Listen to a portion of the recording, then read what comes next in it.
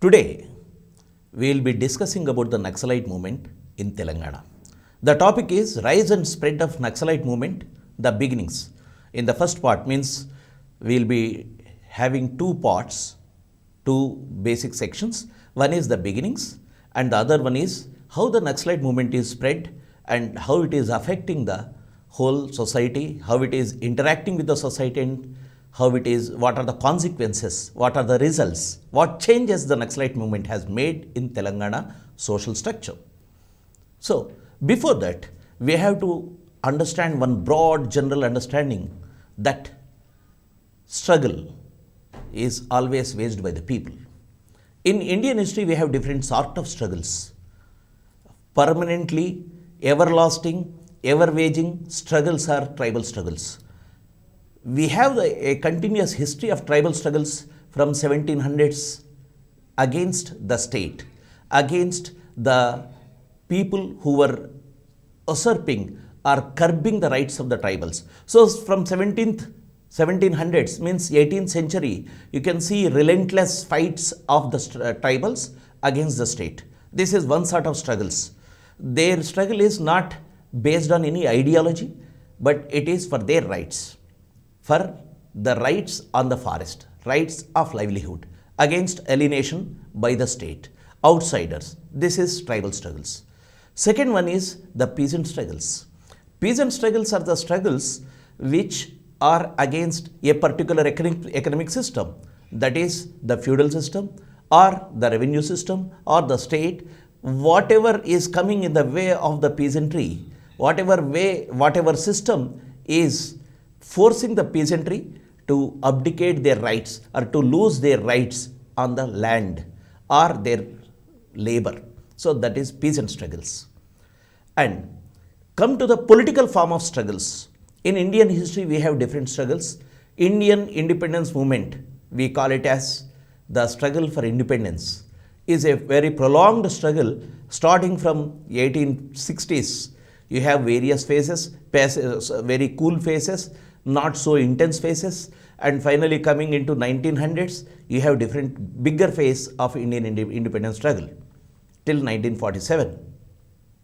So, in terms of polity, Indian independence struggle is a longer waged struggle in Indian history.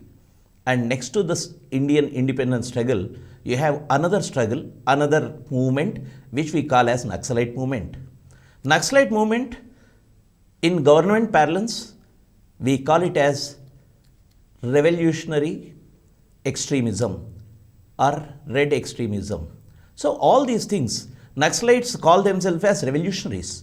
So left-wing extremism is another term, popular term, left-wing extremism. It has ideology. What ideology it has? That is left ideology, that is Marxism. We will talk about it in detail. But before that, this Naxalite movement is very important in the history, Indian history particularly, because it is 5-decade-old movement in India. Even today, you have the Naxalite movement in different parts of the country.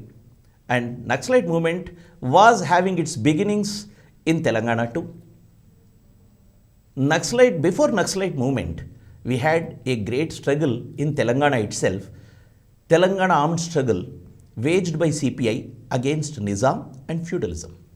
So, Telangana is not new for all these struggles. Why we are studying Naxalite movement in Telangana history?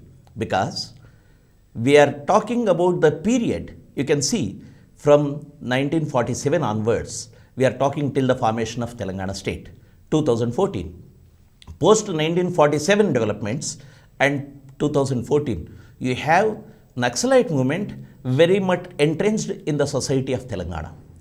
You have lot of events, happenings, people associated with it, and Telangana was completely having a bigger phase of Naxalite movement more than any other place in this country. That is the importance we are having. In the country, ours is the only state which held talks with the Naxalites to address the issues raised by the Naxalites. And to not the least, but to conclude about the importance, I would like to say all the ruling classes, all the political parties, whoever is going to the rural side of Telangana were talking about the Naxalism and saying that there won't be repression on the movement, or they are saying that the agenda of Naxalites is correct, but the path is wrong. N.T. Ramarao, who went to Telangana before getting elected, he said Naxalites are the only patriots. Are the only patriots, he was saying. So you can see whether many people like it or not, whether their path is constitutional or unconstitutional, Naxalism is there in the political agenda of India and Telangana too. That is why we are studying about the Naxalite movement in Telangana. Telangana, again going back to the roots, going back to the pre-1940s, Nizam state, a feudal state. In the feudal state, you have the landlords' suppression. Landlords are suppressing the peasantry in the countryside. Landlords are exploiting the peasantry, the entire society.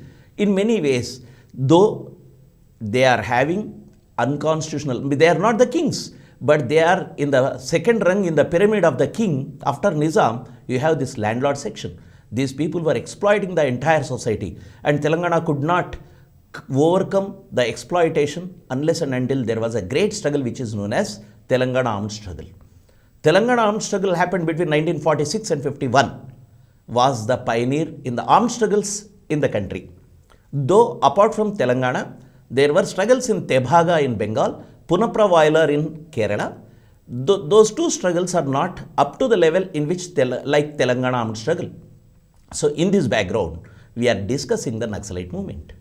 So, rise and spread of Naxalite movement and the beginnings. So in this, we will be talking about the conditions at the country level, that is national and international conditions, Naxalbari uprising and Indian context. Why the Naxalbari movement has to come in on Indian soil?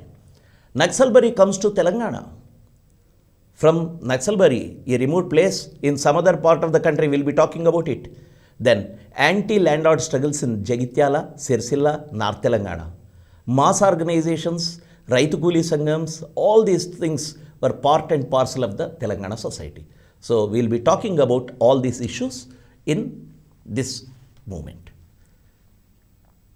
Before going to that, I would like to make a political comment. For example, Naxalbari is a small village. But this Naxalbari and a struggle started in Naxalbari is not the beginning itself. There should be conditions for the rise of such movements on the soil, on the Indian soil. So what were the conditions? National conditions are the conditions present at that time. This is, we are talking of 60s of Indian context. 60s are known as simmering 60s, means udukutunna, kutakutaladutunna 60s. In 60s, there were many issues, burning issues, which were bothering the country, bothering India. Like, you had a great food crisis. Food grains, we did not have much. So that is why you can see, because of this food crisis, we had two things coming in the way. One is green revolution in the next phase. Second one is getting food grains from America or some other country to overcome such things. This is number one, food crisis. Very big crisis in Indian history. Then, non-implementation of land reforms. This is 1960s. India got independence in 1947. Though we made tall promises, though there are many legislations about the rights of the tenants, about the rights of the workers, about the rights of the peasantry, land sealing acts and all those things. Actually, land sealing acts is not much relevant at this point of time, but still, the feudalism is much stronger even after 2 decades of Indian independence. What was happening? Land is concentrated in some hands, and majority of the people are working on the lands owned by a few. So automatically, the people who are in the hands of those who are exploited in the hands of a few will revolt against it. So the question of land reforms is another important aspect. Next, unabated feudal oppression. Feudal oppression is not just economic, remember. In feudalism, for example, the landlord will be exploiting the peasant for want of his labor. Number one, The labor will be working in the fields. But apart from that, the entire family of the labor, agriculture labor or the bonded labor will be working in the house of the Dora or the landlord. Dora is a context we are talking because in Telangana, these landlords are called as Doras. So, Doras are landlords. These people were exploiting. In other sense too, this is known as extra economic coercion. Remember this word should be used at an appropriate place. Economic exploitation is one thing, extra economic coercion is another thing. This is another aspect of feudalism, extra economic coercion. Use this word in your examination.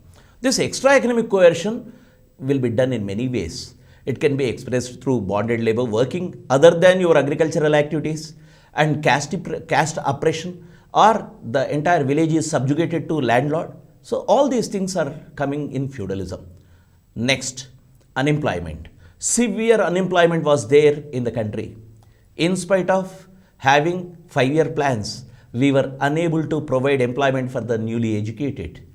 This country was growing younger and younger every day, and educated should get employment.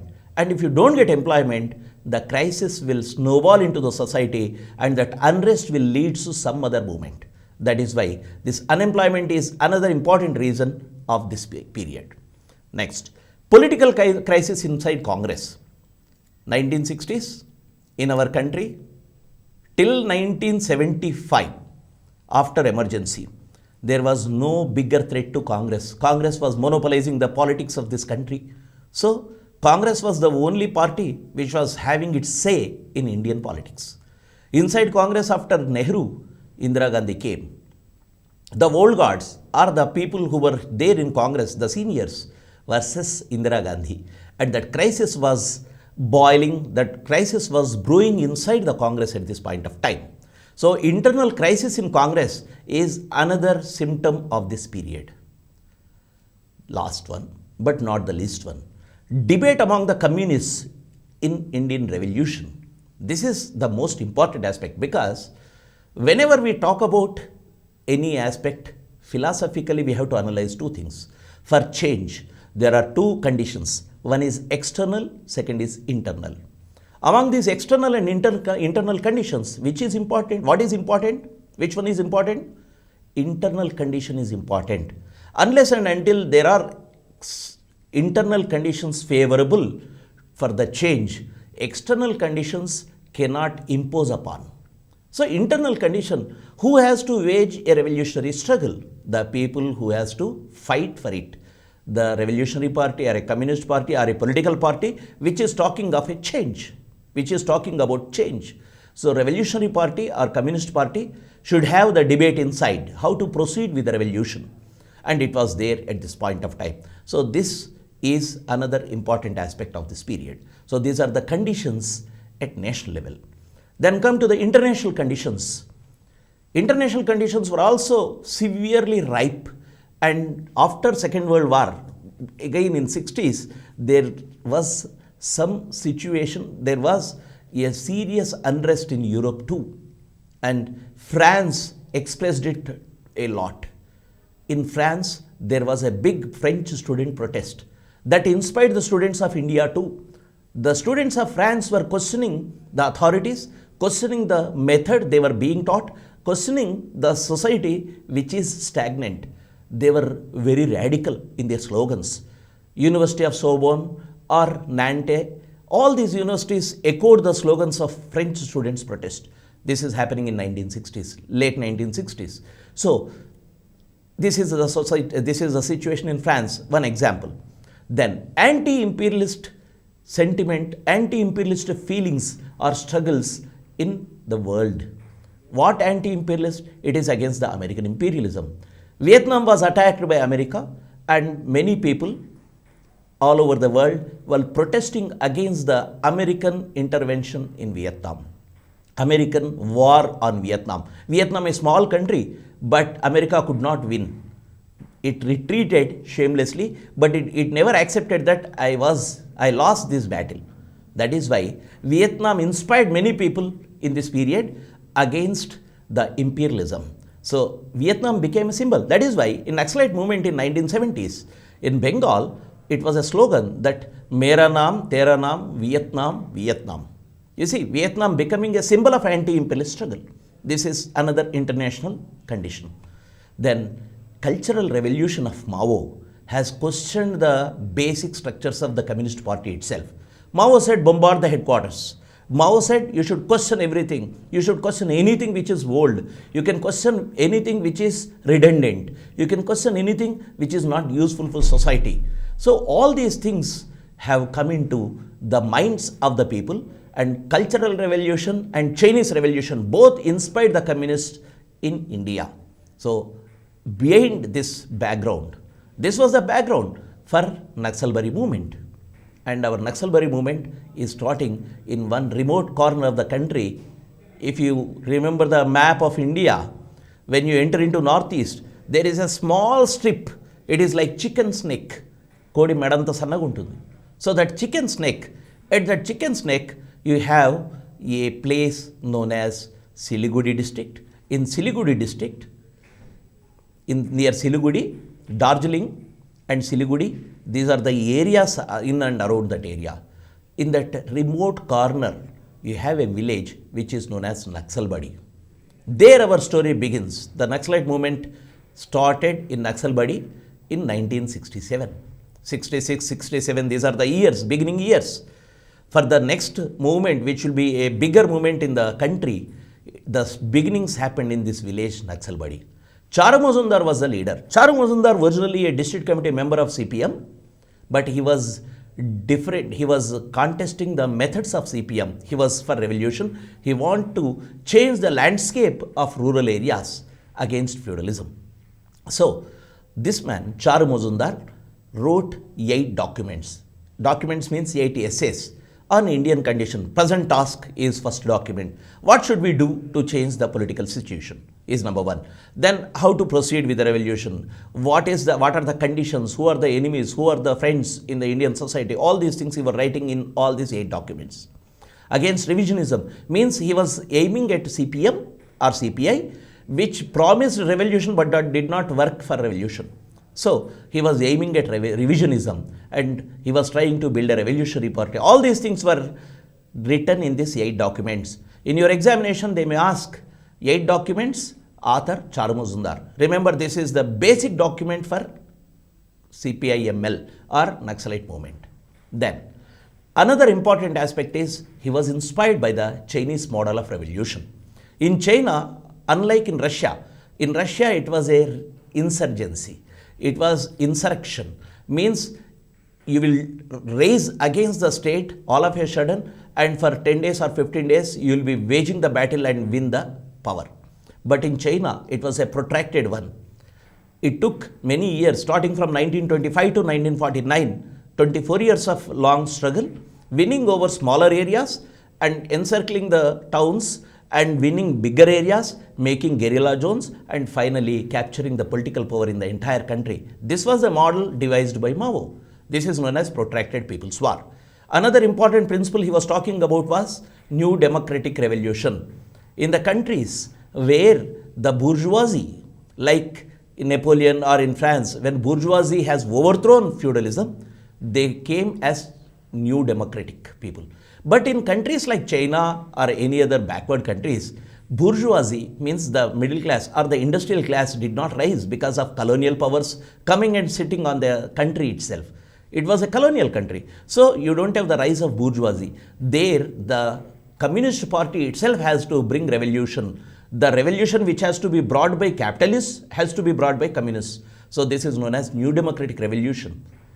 So this New Democratic Revolution and protracted people's war means it will take many years to continue revolution and capture the power. This was the policy, this was the method of China known as Chinese model.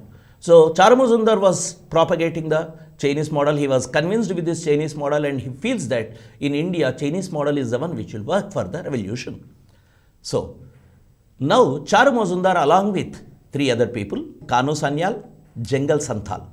Kanu Sanyal is also a communist leader, CPM leader, and Jengal Santhal local party leader at that area, that is Naxalbari, that Siliguri district.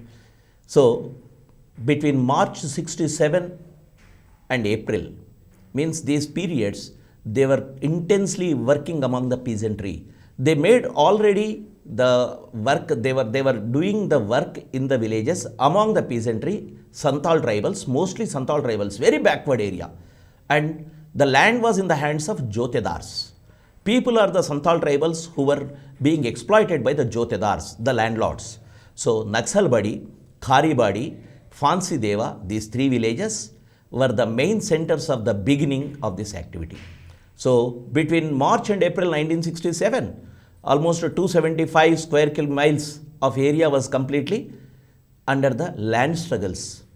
The people were snatching away the land documents from the landlords and burning it so that they can get liberated. The same thing has happened in Telangana armed struggle too. When the Telangana armed struggle was waging battle against feudalism in Telangana, they also seized the promissory notes, mortgage papers, land documents and burnt it. Bonfire. In the bonfire, they celebrated their liberation. Like that. So, the land occupation happened in 60 places, led by the committees made by these leaders, known as peasant committees. Krishak Committee. Krishak Committee was the name. So, this Krishak Committee were organizing the peasantry and getting liberated from the yoke of the feudalism. This is happening in just a small area near Naxalbadi. But what is happening in the nearby period, the peasantry were organized under Krishak committees and the land was being occupied. Then will the state keep quiet if the land is being occupied without the consent of the revenue department of state? No. First police came. On May 23rd, a police came, known as, his name was Sonam Wangdi, and Sonam Wangdi was attacking the villagers and villagers repulsed it. In that, Sonam Wangdi died. Again on May 25th, what happened? Police came in a large number and fired upon the villagers. In this, 7 women and 3 children died. 7 women and 3 children died in the melee, in the firing, in the police firing, and as a result, the first martyrs of Naxalbadi struggle were none other than women of that village and children. Not even the communist leaders or the people. Actually, people were targeted by the police to terrorize the peasantry. So, if we go to Naxalbadi region, we can see the martyrs memorial of these 7 women and 2 children. These were poor peasantry not having lands. So, they were killed by the police of West Bengal. Very interestingly, it was a coalition ministry of Bangla Congress and CPM. Hare Krishna Konar was the revenue minister from CPM, and Jyoti Basu was also there in the ministry.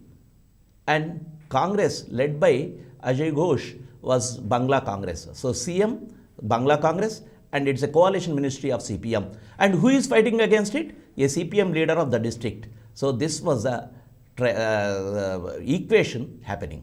So this movement, the firing and killing of the people, was a big blow to the local movement.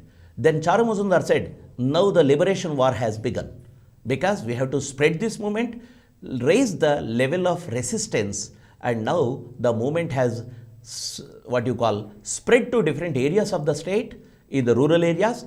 Not only rural areas, within no time it spread to many areas of the country. For example, you can take Srikakulam in AP. Srikakulam is far away from Bengal, but in Srikakulam, CPM cadres, district leaders rose against feudalism, rose against the non-tribals in the forest areas, rose against forest department officials and money lenders.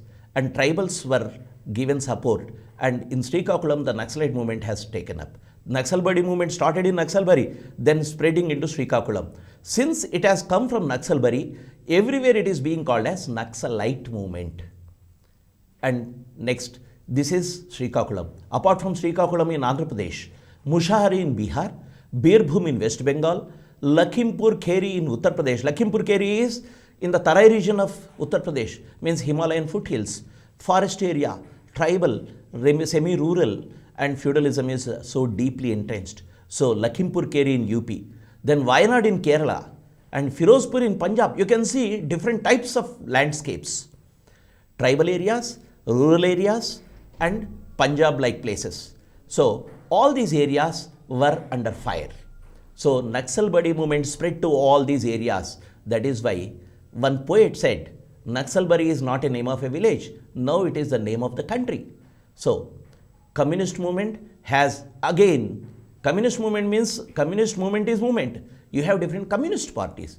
The communist party now waging is not a party. It is a small group of people came out of CPM or resisting the CPM, and these people started this movement. Let's take some small information about the communist movement. That is, CPI started in Tashkent in 1920, but it did not function as a communist party. But in 1925, it started its work in India.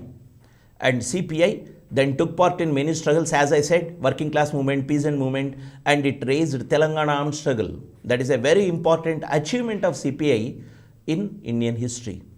But in 1964, CPI split into CPI, CPM. The main contradiction inside the CPI was, there were two discussions. One is whether India is right or wrong in the Indo-China war. Some people who supported the Chinese stance came into CPM. Those who supported India's stand settled in CPI.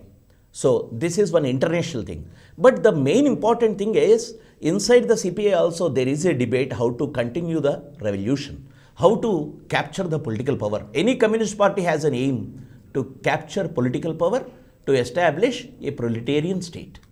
So you have communism in your party's name. So definitely always you will be having the debate inside the party. This debate also led to the division in CPI. So communist movement having this debate inside, but daring all these debates, Charu Mazumdar has started his movement in Srikakulam. He started his movement in Naxalbari. Then it spread to all over the country. So what is happening in this meantime? Supporters of Naxalbari struggle inside CPM, inside CPI, and outside these two parties, those who are independent, not part of communist movement, but inspired by the peasant struggles, revolutionary peasant struggles, were getting polarized under Naxalbari banner. So first they have started All India Coordination Committee of Revolutionaries. Then they changed the name to All India Coordination Committee for Communist Revolutionaries, to take some more people who are in revolutionary parties or communist parties. They have changed the name. So first AICCR, then they started AICCCR, All India Coordination Committee for Communist Revolutionaries. Then finally, on 22nd April 1969, a new party was formed in Indian politics, that is known as CPIML. In communist parties, if you see, first one is CPI, then came CPM or CPI in brackets M, means CPI Marxist. Now this is CPIML, Marxist Leninist. So what is the difference between Marxist Leninist? We'll be discussing. Because the people who are starting this CPIML were under the influence of Naxalbari movement, were led by Charu Mazumdar and Saroj Datta, Sushital Rai Chaudhary, like many stalwarts who were in CPM. They were leaders, already established leaders in CPM. Saroj Datta was a great poet in Bengal, and he came out of CPM and supported Naxalbari. Many film actors like Utpal Dutt, a character actor of Bengal of those times, came out of CPM for some time. He was with Naxalbari struggle. Like that, these people were... మరి చెప్పరు, మీరు last 2 minutes చెప్పాలా? కాదు చెప్తా. So their understanding was Marxism, Leninism and Mao thought. Now as I said, Chinese model was the model they are talking about. So this is the background of Naxalbari, organizationally and politically, ideologically.